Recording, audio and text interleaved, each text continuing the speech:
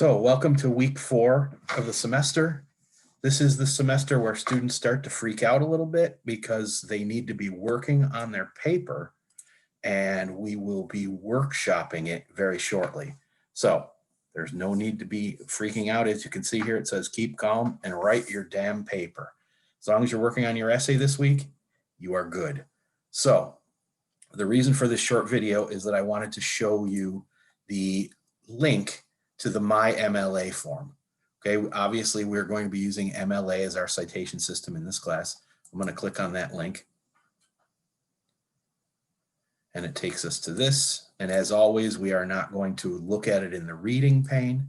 You should go down to the bottom of the page and download this as a Word document. So once you've downloaded it as a Word document, here it is. Here's the MyMLA form. So as you can see, there's a 1-inch margin all the way around. Just leave it at that.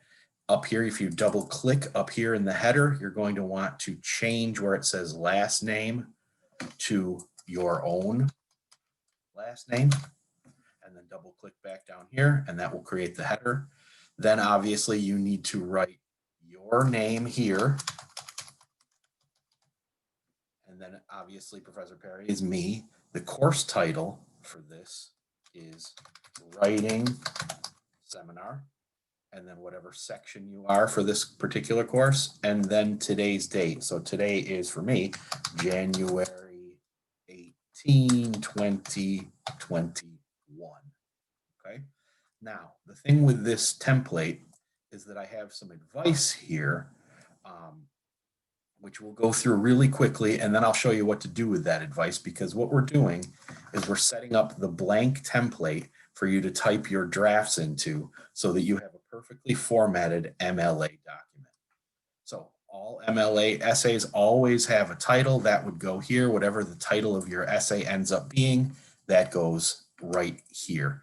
Oh, also I should point out, everything in the paper is in Times New Roman 12 font, so just leave it at that default setting. A couple of really obvious things when you start a new paragraph. Obviously it needs to be indented, so visually when you look at the page you can see where a new paragraph begins. So you start the new paragraph here.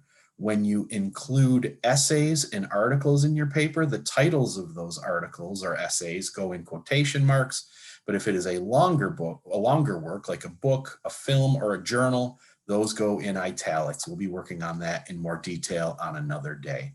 Try and remember that if you can for the formatting, the MLA formatting of your paper. We're also going to talk about MLA on another day on our MLA workshop in a lot more depth. But one of the things I'll mention that day is that even when you paraphrase, in other words, quoting but putting it into your own words, you still need to cite the source. So you would do that with the author's last name and the page number, as you see here. When you quote directly from a source, obviously using it word for word, you put the quote in quotation marks, and just like with a paraphrase, you still put the author's name and the page number. Trail markers are something we will also talk about. You don't need to worry about that right now, but on our MLA workshop, I will talk about what these are. They're a very important little tool that you have as a writer. Just a little note about the formatting of a quote. When you close the quotes, you do it at the end of the quote, and then the period for the sentence, as I'm changing here, would go after the quote, after the parenthetical page reference. All right, I don't want to get too bogged down in details here. If you include numbers in your paper, you always spell numbers out unless they are under number 10. And if they begin a sentence, you always spell numbers out.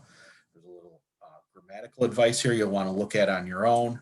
You want to try and avoid fragments, comma splices. You need to use your commas correctly and use words, transitional phrases like however and but correctly. Again, this is something that we'll do together on another day. One common thing that students will often do is they will put an extra return in the middle of paragraphs. As you can see, all of this empty space here, you do not need to do that. You just go down to the next line and you continue with your indented paragraph, typing within the new paragraph. There's no fancy fonts. You don't need to put anything in bold or italics unless, of course, it's the title of something. The entire paper, including the works cited page, is always double spaced and in Times New Roman, as you see here. So this is the template that you will be using. So here's what I want you to do right now is to go back up to the top of this document, leave this here because you're going to need to use it as a placeholder for whatever your title ends up being. In fact, if you wanted to, you could change it right now to rough draft assignment or whatever you want. Assignment number 1. That's just a placeholder title for now. We're going to talk about how to put together a good title in the future. Really quickly, a good title just reflects what the purpose of your paper is going to be. It should never, ever be called essay number 1. But what you need to do right now is starting with this word and go all the way down to the bottom of the page, highlight the entire document, and then delete. And it will give you a blank template. So the last thing you need to do is to go up here to File, Save As, and then decide where it is you're going to put it. I'm just going to put it on the desktop for now. And you can call whatever you want to call it. You can keep it as MyMLA form. You can call it essay number 1, anything you want to title this. This is the rough draft for your first paper. Okay? And hit Save. And now you have a document that is perfectly formatted that you will be